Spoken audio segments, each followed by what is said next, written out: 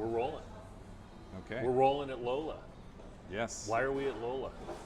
Well, it's because it's part of my story. You know, this is where my wife Sarah and I had our first date, right over my right shoulder, in a booth, not too far where we're sitting right now. And you got married, and you're on Queen Anne, and you're in the neighborhood. Yes. You know, as I tell people, yeah, I'm a Navy guy, and who married a local girl. Happens to be a civil rights attorney, so I say I'm well balanced. And here I am in Queen Anne, where we own our home, and and looking to represent all of District 7. Why did you want to jump into this race? You kind of jumped into it late, but then you get a fundraising advantage on the incumbent that's in this district. Not a lot of people would want to jump in as late as you did. Why did you decide to run? Well, I was looking at other opportunities in the beginning of the year, and as January went by and as February went by and into March, I realized that Andrew, the incumbent, was running essentially unopposed, and I was like, can't have that. I felt that he did not deserve, basically an unopposed run. He basically needed to earn it. And that's what I was looking to do. And so basically my name dropped on the Seattle Ethics and Election Commission website on the 18th of April, and funny enough was the day that he flip-flopped on the renter's fee bill. And so that's when I started going live. Obviously a little prep work before then, starting in mid-March or so. And then by mid-April, we're on the website and we were official campaign at that point. So definitely a late start, definitely not how you're supposed to do it. People like me and other races and so forth, and the incumbents, they were planning all this at the end of last year, for a January start. And so a mid-April start is not ideal. And then we also had some additional folks jump in the race even later than I. And so we ended up having 6 for the primary. I know that on the campaign trail you've been talking a lot about public safety. It's listed front and center on your campaign website. This is an issue that in this part of town a lot of people are talking about. Homicide rate up, violence, deadly violence is up. We have seen that on this very block. Yes, we have. How do you fix it?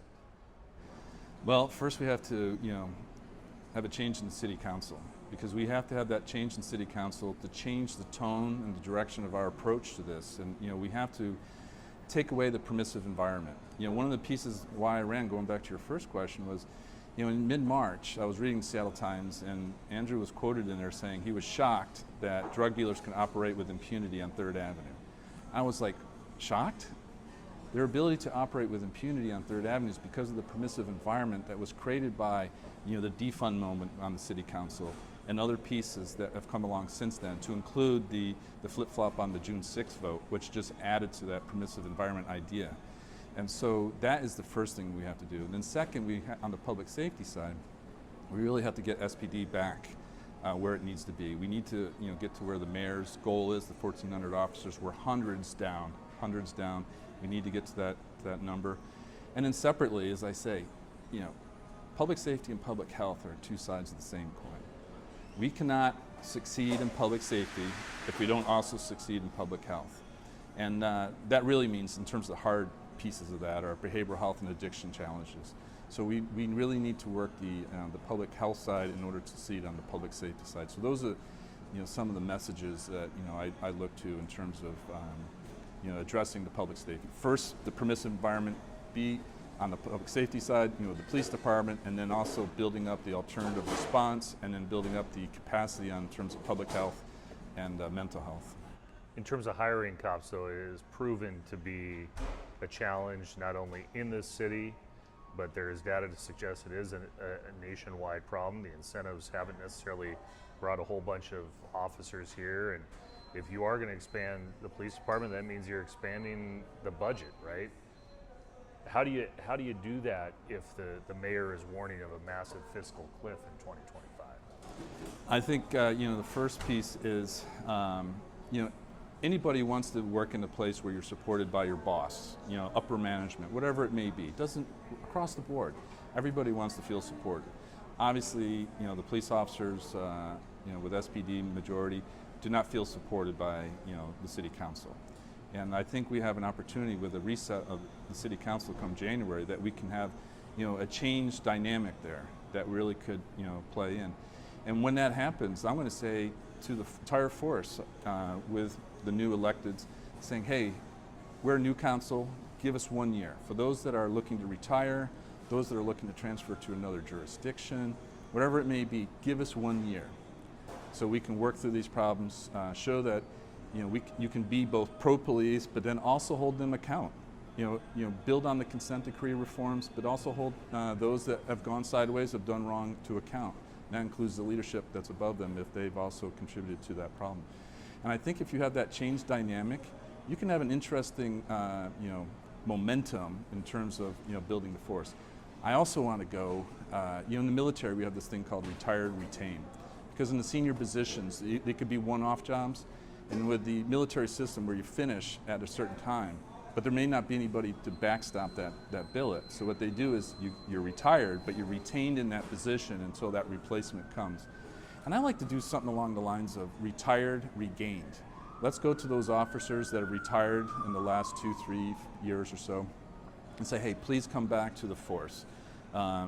May not be in the way due to some rules in terms of going straight on to patrol or something like that, but if they can come back to the force and take care of that support function to enable better policing on the streets, I think that could be a great thing. And then separately, because it's not just the retention but the recruitment piece. Let's go to our young people who are in our city, in districts 1, 2, 3, 4, all the way around to 7, and say, hey, are you interested in public safety? Are you interested in police work? And then let's marry them up to our community college program. Imagine creating a pipeline, kind of like a training pipeline where they get an associate's degree and then they look to come to the police force, go through the before the badge program, and then go to the academy. I think if we do that with positive leadership, we can create a situation where we can really build on that recruitment side that's been kind of missing. And again, if there's a sense that the city supports them, wants them, and this goes to all the neighborhoods too, by the way, not just District 7, all the way across.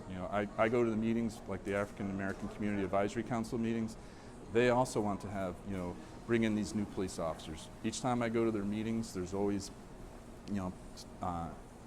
candidates for the academy who are going through the before the badge program, and it's great to see them, and it's great to see that they want to do public service and really help out. And so I think we can do it. I know there's a lot of doom and gloom on this point, and there's this kind of don't think it can happen, but I do think it can happen with those points that I made. You mentioned 3rd Avenue already. I mean, that has been a problem for years. What should make anybody in this district think that you're going to change it? It's been that way. It's been an open air drug market. It's been where all this bad activity has happened for years. Yes. How would you change it? Well, part of it is because of the loss of capacity on the public safety side, like talking about the police force, and the lack of capacity on the public health side. So that's job 1. 2 is that we have to have, good governance is so important, and we should be looking at all our programs. Accountability and transparency is not just for the police department, it's not just for the electeds, it should be for every program and office in city government. And we should look at these programs to see if they're accomplishing those goals.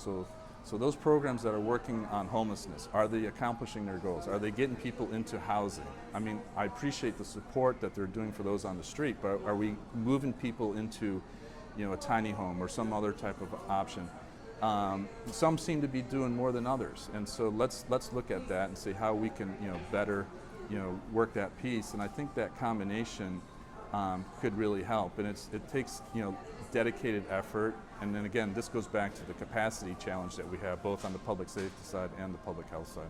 Council has talked about a rezone, building new residential there, new office space.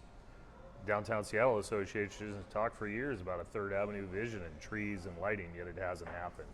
So how would you make any of that happen?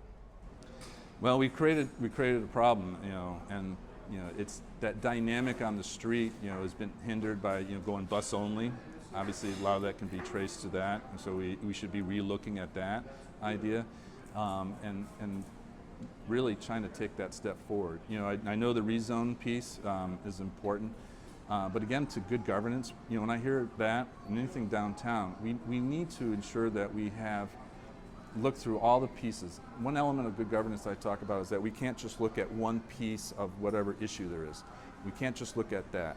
We need to look at all the stakeholders and that's involved, and that goes to good governance. Bring everybody in, inclusive engagement.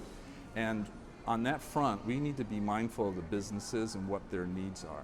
So as we look to do this development, you know, one of the things I've been learning as a candidate, walking the streets, talking to business owners and the like, and residents that are in, you know, the various buildings in this neighborhood, you know, going towards the water particularly, that, you know, we have to help businesses do the logistics of business. And so when we do these up zones and we look for these buildings, we really need to be working to say, how can we enable these businesses to operate efficiently? And this is logistics. So for example, we really need to look at how we're doing loading docks and the like, you know, that logistical support function, because our streets can't handle that. If everything is pushed to the streets, that's a problem. And so we need to be looking at all these pieces, and from a business perspective, but also the residents, is that logistical support. And I think if we do that, we can really create some opportunities. It's been a litmus test in the last few months, the drug possession law, controversial and how it was rejected and how it was passed. It's part of state law everywhere else in Seattle up until recently. Where'd you stand on that? Well, as we talked about before, I would have voted for the council bill on June 6th. In fact, I would have been a co-sponsor with council members Nelson and Peterson, because we needed it. We needed it then in order to align municipal code to state law, which was passed by the legislature in a bipartisan vote, and then signed by our governor. All democratically controlled, by the way. I say that because, you know, basically all 14 candidates now are Democrats of one sort. And so they worked a great program. And, you know, and it's funny enough, it was proven to be when the mayor came with his bill. But going back to the point I made earlier, when the flip-flop happened and then that was shot down, that contributed, again, to this permissive environment for the criminal set, for the drug dealers that are operating with impunity on 3rd Avenue. And for that reason, we lost 105 days. Yes, we finally got the bill signed, and I'm happy about that. But it was interesting, when the mayor submitted his bill, right at the beginning, he acknowledged that state law already allowed for police officers to refer for assessment and services. All the things that people were talking about, it was already in the state law. And he also noted, pretty much right at the beginning, that public drug use was it was a threat to public health and safety. So it was right there in black and white. And what was interesting is that the incumbent who I'm running against, he agreed with the mayor's plan. But the mayor's plan highlights that, well, under that logic, he should have voted for the bill on June 6th, the original bill, because the state law already included those provisions. Now we're going to have, you know, some, pieces being added to it. But my point is that, did he really add anything to it? Initially, he was talking about community courts and the like, but that's not part of this. And so basically, we lost 105 days. Bottom line. Now, the mayor's executive directive is really going to solve the pieces, because number one is, and this goes to good leadership and good governance, is clarity. Our police officers need some clarity. Everybody across the board that works in this space, or they're on the public safety or public health side, needs that clarity. And I would argue that the amendments that were provided to the mayor's bill, which was good, from council members Nelson, Herbold and Lewis, didn't necessarily provide that clarity. When you're talking different words, I think it creates a convoluted bill. But I think that will be cleared up when the mayor's directive comes out. They'll have the clarity needed from an operational perspective, from a leadership perspective. But I will say again, we didn't have to go through all this. 105 days. How many people died from fentanyl during those 105 days? So this was something that was pushed for by the DSA and the Seattle Metropolitan Chamber, and also noted as one of the stumbling blocks to the recovery in this district, meaning downtown. You know, the waterfront is likely going to be spectacular when all of that is completed in time for 2026, and that will be a draw. But other than that, I mean, if you're elected, to the council, how do you bring people back to downtown? You know, I hear it all the time. I hear from people, from like where I am right now, just over here, people that, 4 years ago, 5 years ago could walk to the waterfront from their apartment building, from their condo building, but they can't do it right now. They're able to ride their bikes, but they're afraid to do so now. The business owners, all the places that I've been having my coffees, and I've been highlighting on my Facebook page, activating downtown or Belltown one coffee at a time. They're having problems because of the public safety threats in front of their businesses. And that is and the most dramatically, of course, is just literally, as you mentioned, 1 block away to my left, with the killing of Ina Kwan and the loss of their daughter, Evelyn. That is the legacy that we have and that we have to overcome, and it goes back to the point that I was talking about. Again, the permissive environment, working the capacity piece, the staffing piece, both on the public safety and the public health side, and we can make a difference. And I think we can do that. The elements are there. We just need some, push and leadership, basically, on that to make that happen.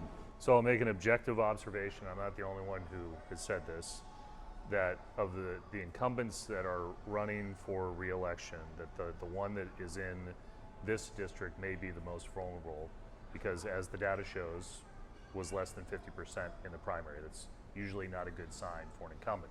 But the incumbent less than 47, less than 45, less than 44. The incumbent also has history at City Hall, also has history in the city attorney's office, knows his way around. You're a first-time candidate. You admit you've been learning during this campaign, so why would you be any better than somebody who actually has experience down at City Hall? Experience doesn't mean results. If you can't collaborate and work together and bring these people on board, I'm reminded of another, Seattle Times article that, where it highlights that we were going to have all these tiny homes, but did he do the work to bring everybody in, all those stakeholders, to make it happen? Next thing you know, Seattle Times is saying, you talked about the tiny homes, but they're not here, and that program didn't get off, and that goes to that leadership piece, and then the ability to work with all the stakeholders. First, identify all the stakeholders, and then work with them. Instead of making, a piece and then moving forward without doing the due diligence, the homework. It's the same thing with the commercial leasing bill that he just put forward. He didn't check in with all the various players that are involved in that. He didn't. So now it's stalled because all of a sudden people realized that it was essentially half-baked, and we can't have that with a council member. We can't have that type of leadership, and that's really the answer to your question, I think. We have to have people that are engaged. It would also help too that having a council that was working well together. Right now we have a city council that's doing this. That's the last number of years it's been this. We have an opportunity to instantly have a council that's going to be working well together, bringing in perspectives from the outside. None of the 7, as far as I know, have legislative aid experience. So they're bringing it from the streets, they're bringing it from the neighborhoods. I'm coming from Queen Anne, we have others coming from all the other 7 districts. And bring that experience from real world in terms of small businesses, or the military in my case, and bring that to bear. And I think that perspective and those varied perspectives, I think will be helpful. Okay, some quick hitters, because they are important to people who live and work in this district. Center City Connector, connecting the 2 streetcar lines. You in favor of spending money to do that? 3 things. One, why did it go sideways, during the previous administrations? I need to know those details. 2, we cannot create another 3rd Avenue. That's got to be imperative. We cannot create another 3rd Avenue on 1st Avenue. And 3rd, in terms of District 7, in terms of transportation, concerns, bridges. We have real bridge concerns, multiple bridges. I see them. There's 6 in Inner Bay. So that will be my priority from a transportation perspective. That sounds like that's not a warm and fuzzy endorsement. It's not, of the because Center City it hasn't been a warm and fuzzy project thus far, and so exactly. Progressive revenue again is being discussed, which is code in this city for a new tax, or extending the jumpstart tax. Where do you stand on that? Because that is likely going to be a discussion point going forward. Yes, it is funny how in this city progressive tax or progressive revenue would be considered, but then it becomes difficult in the city.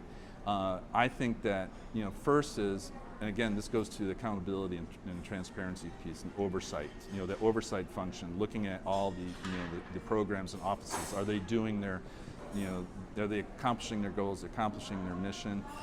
Many probably are not. Could we bring different offices back together and save with overhead costs and the like? Because I would argue that we don't have a deficit problem, we have a budget problem. And I've talked to too many people about this with great insight. And for example, we have these silos where we're not supposed to take money and put it here. The money's there, it's a question, is it within a silo and held back? And so those are the things that we need to look at. It really kind of goes to, you talk about progressive revenue and the like, and we talk about over the years regressive nature of our taxes. We kind of have to have a step back and look at the whole piece and understand, because we have these different tax ideas, revenue ideas. I think that sometimes we get to the point where they're kind of probably acting cross purposes, because it's like one Band-Aid on top of the other in terms of the revenue side. And when you combine that with offices that have not really been looked at to see if they're accomplishing what they're being paid to accomplish, I think we have the need to take that look back. Now on the jump start, no, I would not change anything right now. We have to have stability. We have to keep things stable. And so as we work through this, then over time maybe too, but no way should we be making big changes on Jumpstart or any other thing right now, because we have to have that stability. And we need to look at those other pieces, like the structure of the budget pieces, the silos that I was talking about, or the programs that are not accomplishing their goals. I haven't gotten the sense from anybody at City Hall that they're interested in suspending the B&O tax to aid downtown recovery, but that has been something floated by business interests. Does that make any sense? In my discussions with different groups, and particularly on the business side, I always talk about being stable, being fair, being consistent, telegraphing ahead. That's the kind of, it's almost like being the Fed Reserve in a way. You're telegraphing, you're being consistent, you're being deliberate, and I think we need that for our business community, because they need that stability and that kind of understanding. But moving forward, yes, we should be looking at what can we do to improve our financial position. So to your question, in one way, no, except for potentially new business, the startup, trying to kickstart the new, but to cut it or to put it on holiday and the like, no, because we need, again, stability both on the revenue and the spending side to really assess where we are. Well, and the idea that there hasn't been a groundswell of support for it is also at a time when the mayor is suggesting there's need for new revenue because there's going to be a budget shortfall. So how can you talk about suspending one tax if there's going to be a shortfall? Exactly. I'm asking people different questions as we go through this, but the one question I'm asking everybody is about the issue that continues to be the top issue for many people in this city, and that is homelessness. I've heard a ton of ideas over time as the crisis has continued to get worse. Nobody has had a great solution. So I ask you, what's your big idea on homelessness? Looking for those ideas that are bringing in the lessons learned of the failed policies over the years. I remember when I was on the Queen Anne Community Council, and by the way, 8 years on the Queen Anne Community Council allowed me to see so much. Granted, I chaired and stood up and chaired the Public Safety Committee, so that was the lead.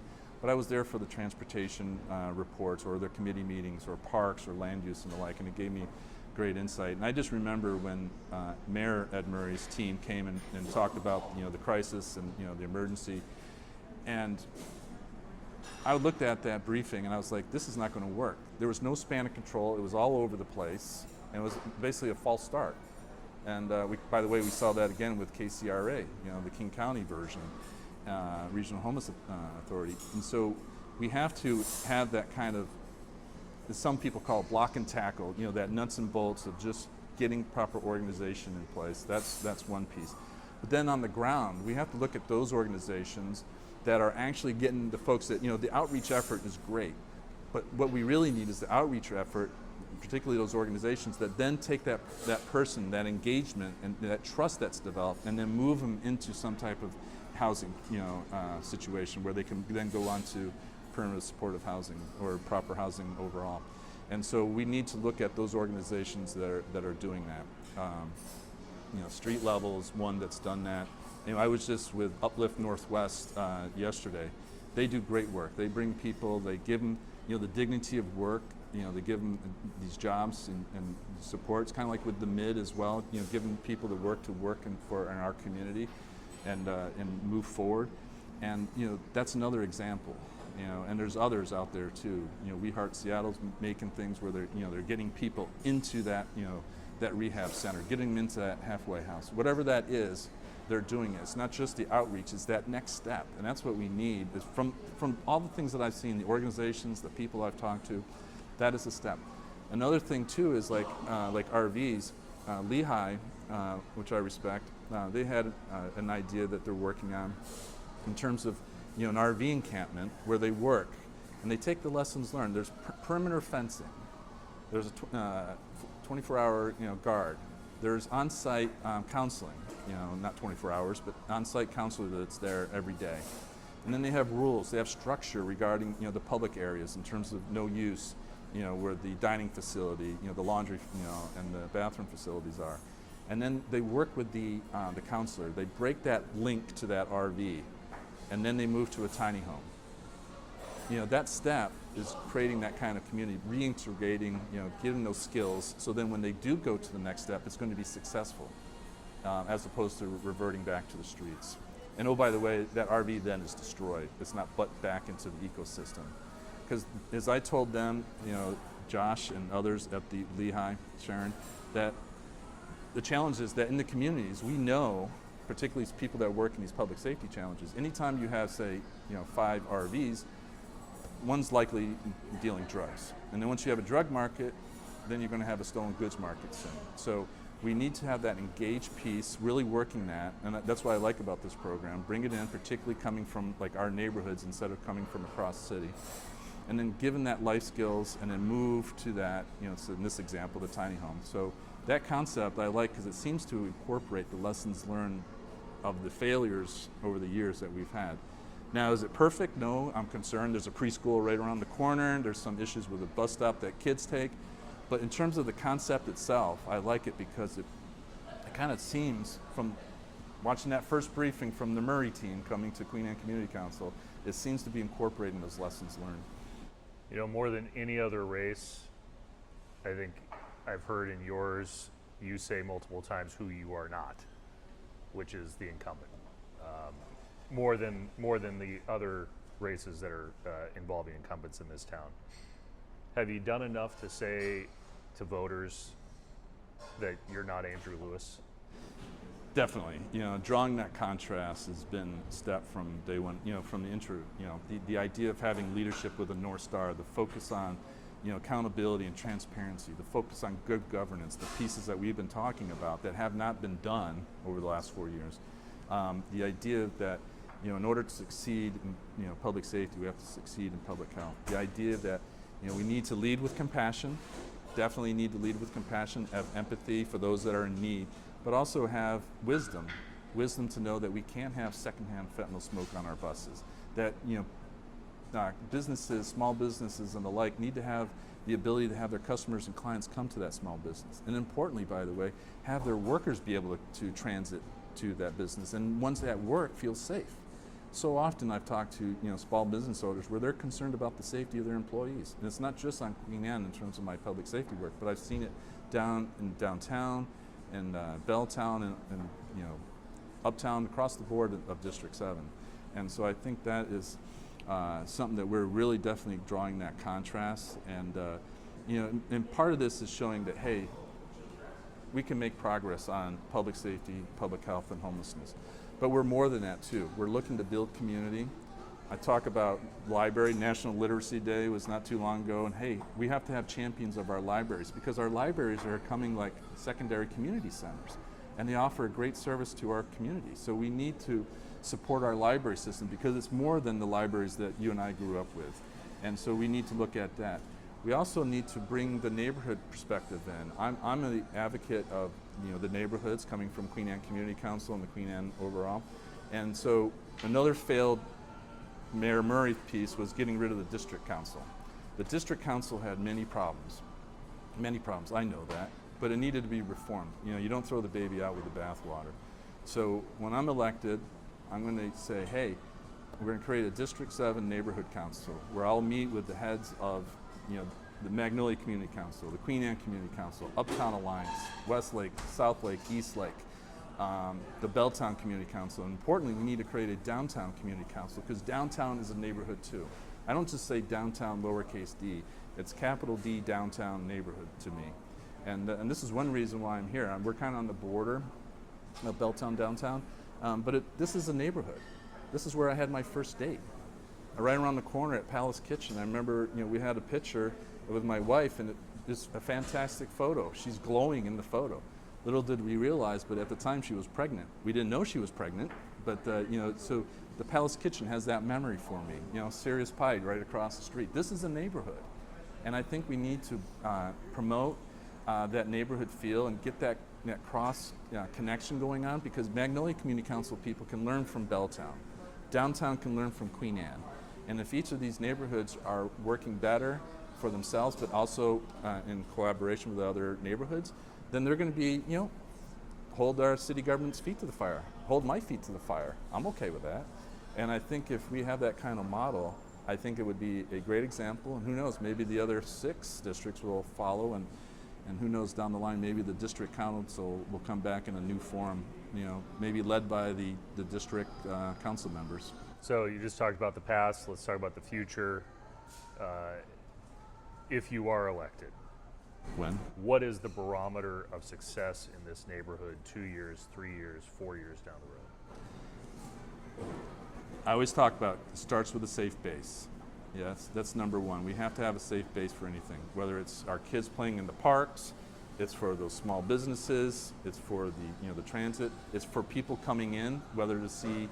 Here's another thing too in terms of District 7 and neighborhoods. You know, the arts community, you know, the opera, the ballet, the P&B, you know, the theaters. You know, are they successful? You know, the Pledge with the Storm, my daughter's favorite team, and the like. And so that is a success if each of these elements of our community have that safe base that they can go forward. You know, I could take my daughter to the aquarium, no problem. As you mentioned, the waterfront is definitely getting renovated to an incredible degree, but the other parts of the district as well, and across the city really. And I think if we do that, that will be the definition of success. And so 4 years from now, we'll go down to 3rd and Pike. We'll go down to other locations. We'll go to Magnolia. We'll go to the top of Queen Anne. We'll go to Uptown, South Lake Union, and we'll do a tour and see where, how we're doing in terms of creating that safe base for our community where we can walk and go to restaurants and go to the theater, go to a movie theater, and basically have that community. Well, Bob, thanks for bringing me back to this restaurant with so many memories for you and for sitting down with me. Well, thank you very much. I really appreciate the opportunity, and I just wanted to point out that I don't have the pocket square, but I do have my UW pin, and so it's really important. I purposely did that because I can't match the pocket squares, but I do have my UW. By the way, it's a UW veteran pin, and UW does a great job on Veterans Day. Very supportive of the veterans, the Veteran Support Center. Fantastic here at UW, and so really appreciate the opportunity. Thank you. Thanks, Bob.